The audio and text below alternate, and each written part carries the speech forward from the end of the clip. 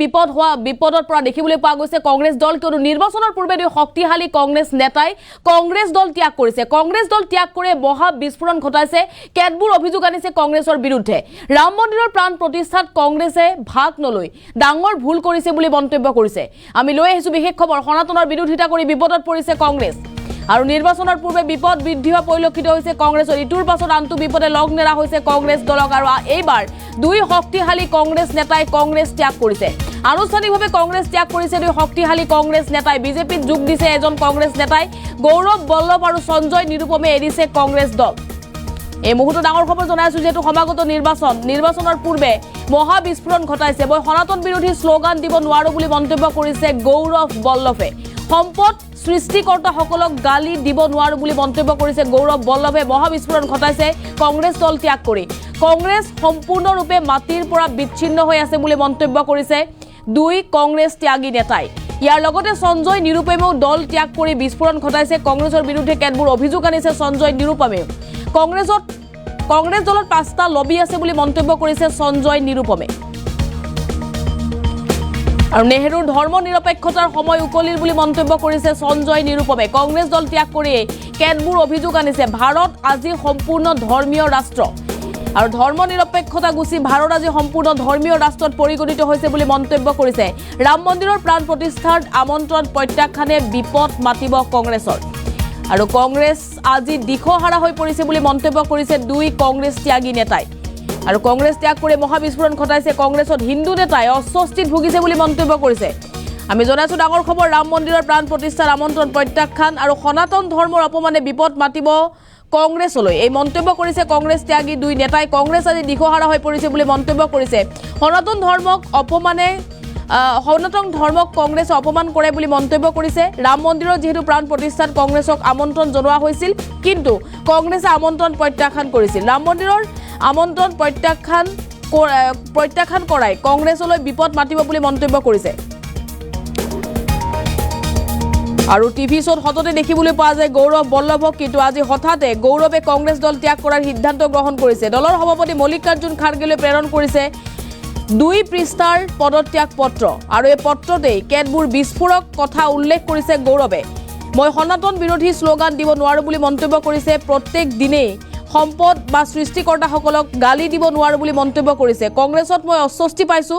কংগ্ৰেছ দলটো আজি দিশহাৰা আৰু যাৰ বাবে কংগ্ৰেছ ত্যাগ কৰিছো বুলি পত্ৰত উল্লেখ কৰিছে, যিখন পত্ৰ মল্লিকাৰ্জুন খাৰ্গেক দিছিল গৌৰৱ বল্লভে। আৰু কংগ্ৰেছৰ পৰা পদত্যাগ কৰাৰ কিছু সময়ৰ পাছতেই বিজেপিত যোগদান কৰিছে গৌৰৱে। আমি জনাইছো ডাঙৰ খবৰ। এই মুহূৰ্তত আমাৰ হাতত মন্তব্য আছে। প্ৰথমতে মন্তব্য শুনক। जो हमारे राष्ट्रीय अध्यक्ष आदरणीय मल्लिकार्जुन खड़गे साहब कांग्रेस के जो हैं जी, उनको एक पत्र लिख के मेरे दिल की सारी भावनाएं उसमें व्यक्त कर दी। मैं कांग्रेस पार्टी की चुप्पी, जब पार्टी के कुछ नेता, अलायंस के कुछ बड़े नेता सनातन का विरोध करते हैं और उस समय हमारे पार्टी की चुप्पी से क्षुब्ध हूँ जी। मैं राम मंदिर में पे पार्टी के स्टैंड से क्षुब्ध हूँ और मैं अर्थशास्त्र का प्रोफेसर हूँ। लिबरलाइजेशन, प्राइवेटाइजेशन, ग्लोबलाइजेशन जो डॉक्टर मनमोहन सिंह जी, पीवी नरसिम्हा राव साहब ने देश को दिया, आज पार्टी उसी चीज़ों का विरोध करती है। हम देश में वेल्थ क्रिएटर्स का सुबह शाम गालियाँ देते हैं उनको, जो बिजनेस करके रोज़गार उत्पन्न करते हैं उनको गालियाँ देते हैं। जिस विनिवेश को कांग्रेस पार्टी लाई जी, उस विनिवेश का आज विरोध किया जा रहा है। तो मैं इन चीज़ों से क्षुब्ध था।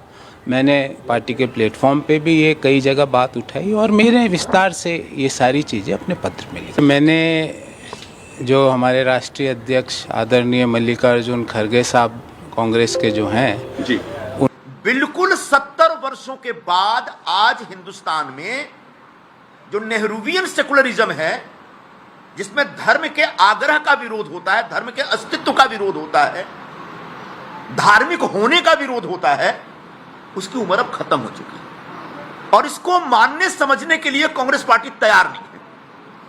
आज दुर्भाग्य यह है कि उन नेहरूवियन सेकुलरिज्म को सबसे ज्यादा तेजी से लेकर चलने वाले लोग हैं वो कम्युनिस्ट हैं, जो हिंदुस्तान के लेफ्टिस्ट हैं।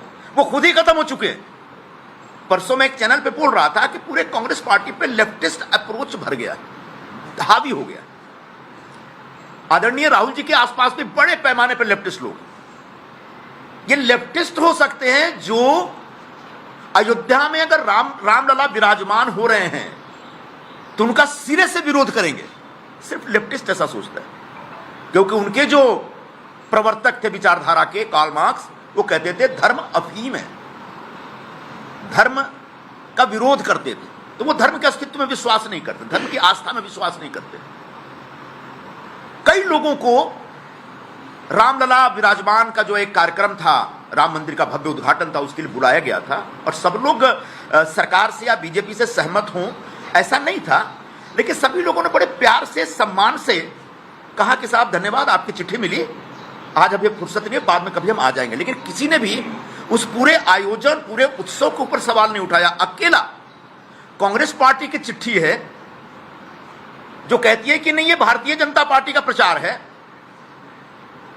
और उस आधार पर उन्होंने राम के अस्तित्व के ऊपर सवाल उठाया और राम के होने पर और राम के प्रति जो आस्था, उस आस्था को ही नकार दिया। बाद में बड़ी फजीयत हुई और उसके बाद 3-4 दिनों तक कांग्रेस पार्टी के प्रवक्ता उसके ऊपर जवाब देते रहे।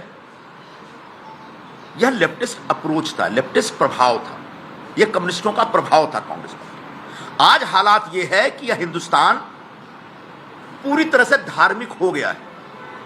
पहले जो लोग, बड़े बड़े उद्योगपति, बड़े बड़े क्रिकेटर, बड़े बड़े फिल्मकार मंदिरों में जाने से कतराते थे या मंदिरों में जाते हुए दिखने से कतराते थे, आज गर्व से जाते हैं। ये जो धर्म का जो आग्रह है, इसमें कहीं से गलत नहीं है। इसमें कहीं से ये नहीं कहा जा रहा कि दूसरे धर्मों से नफरत करिए। बाकी धर्म के लोग भी उतना ही अपने धर्म के प्रति आग्रह रखते हैं, लेकिन यहां पर जो नेहरूवियन सेकुलरिज्म था, उसने कहीं ना कहीं लोगों को, हिंदू धर्म को मुख्य धारा से बाहर कर दिया था। और हिंदू धर्म में आस्था रखना मतलब कोई गुनाह है या ब्लास्फेमी जैसा है, धर्मद्रोह है, इस प्रकार की एक भूमिका बन गई। आज कांग्रेस पार्टी वैचारिक स्तर पर अगर इस खांचे में देखें तो पूरी तरह से इरिलेवेंट हो गई, इस खांचे से बाहर हो गई। इसलिए लगातार लोग टूट रहे हैं, बिखर रहे हैं या अंदर अंदर कसमसा रहे हैं। तो वैचारिक आधार पर हालत खराब है, संगठनात्मक स्तर पर पूरा बिखरा हुआ है मामला। जो मुद्दे उठाए जा रहे हैं उन मुद्दों के प्रति कोई कमिटमेंट नहीं दिखता। सुबह कुछ बयान, शाम को कुछ बयान। जो नारे हैं ऐसे नारे हैं जो उनके घर में भी एक बार से दोबारा नहीं बोला जाएगा। न्याय का हक मिलने तक कितनी बार कोई बोल सकता है, कोई नारा है, और ये नारा लेकर के हम लोग निकल गए। उसका कारण यह है कि कांग्रेस पार्टी के शीर्ष नेतृत्व में बड़े पैमाने पर ऐसे लोग बैठ गए हैं जिनका जमीन से कोई नाता नहीं रह गया। जमीन पे क्या हो रहा है इसकी समझ नहीं है, इसकी पकड़ नहीं है। आधे से ज्यादा लोग तो आउटडेटेड हो चुके हैं, स्क्रैप मटेरियल है वो। ऐसे लोगों के हाथ में कांग्रेस की कमान है, तभी संजय निरुपम जो बोल रहे हैं उसको सुनने वाला कोई नहीं है वहां पे, और उसका नतीजा कल निकला और आज आपके सामने हूं। तो ऐसी कांग्रेस पार्टी के समक्ष मैंने विषय रखा था कि साहब मुंबई, महाराष्ट्र में या कहीं पर भी अलायंस कर रहे हैं तो अपने अस्तित्व को बचाने का भी एक